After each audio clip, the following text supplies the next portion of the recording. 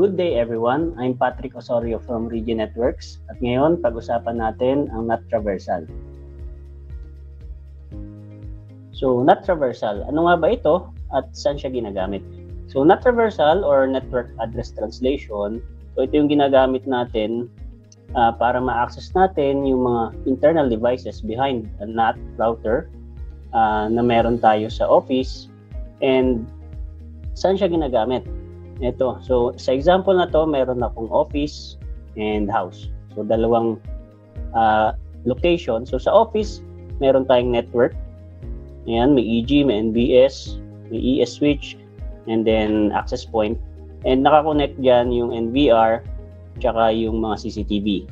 So, from the house, gusto kong accessin yung NVR from the office. So, gagawa ngayon ng tunnel yung gateway natin using our cloud para ma-access natin yung NVR dito sa house. So, paano i-configure ang NAT traversal? So, dito, gagamitin natin yung RJ Cloud sa web, sa browser. Okay, so you need to log in lang sa RJ Cloud natin and i-click yung project.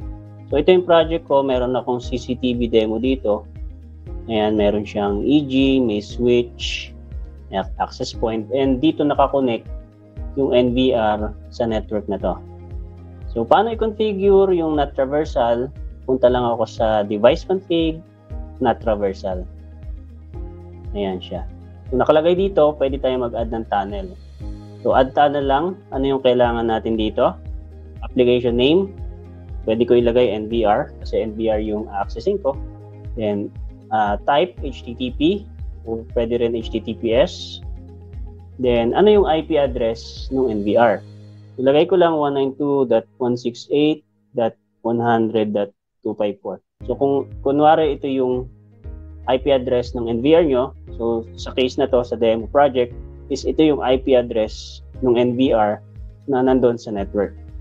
And then, yan, port 80 yung ginagamit niya. So, i-click ko lang yung OK. Ayan. So, hintayin lang natin na mag-create ng tunnel yung EG natin papunta doon sa device using our cloud. So, na-create na yung tunnel, click lang natin yung open para ma-access natin yung NVR.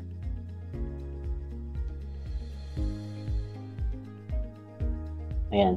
So, ito yung NVR na access na natin using NAT traversal. So, anong limitation ito? Number one is may expiration siya. 3 hours lang yung expiration natin or yung validity ng tunnel. So kapag na-expire to, after 3 hours, magbe-gray out yan. Ayan. And then, kung gusto nyo ulit accessin, pwede nyo ulit i-enable. Yan, para ma-create ulit yung tunnel once na na-expire na siya. And yung IP address and port number na binibigay namin, ito, from our cloud, is mababago na rin siya kapag nag-reinitialize tayo ng tunnel. And another limitation is up to 10 tunnels per tenant yung pwede natin ma-create. So sa case na to, yung gateway natin ang nag-create ng tunnel papunta doon sa NVR natin sa office. At yan po ang NAT traversal. Sana may natutunan kayo. Stay tuned for more videos.